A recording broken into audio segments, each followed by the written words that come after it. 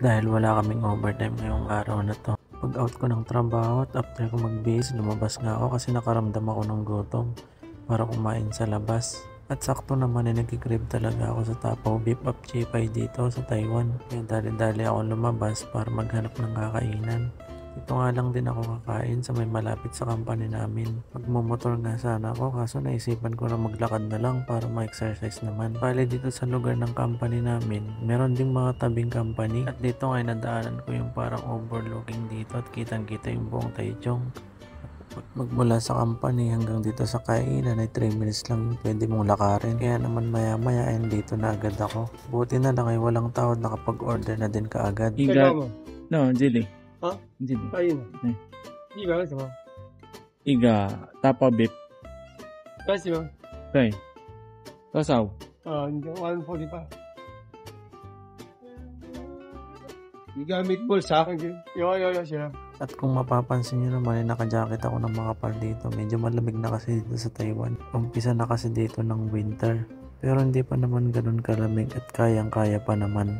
Bali dito ay binidyoan ko muna yung sarili ko habang naghihintay ng order ko. At maya-maya nga din ay dumating na din yung in-order kong pagkain. Pero mga kabayan, samahan nyo muna akong kumain niyan.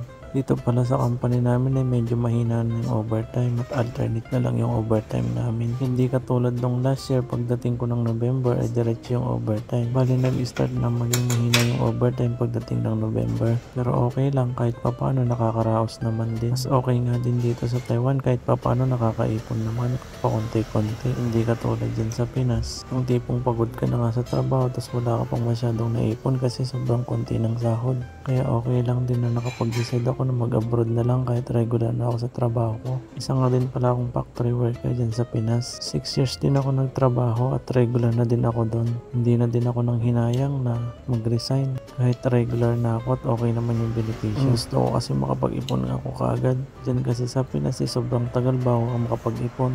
Kaya nag-decide na lang ako na mag-abroad.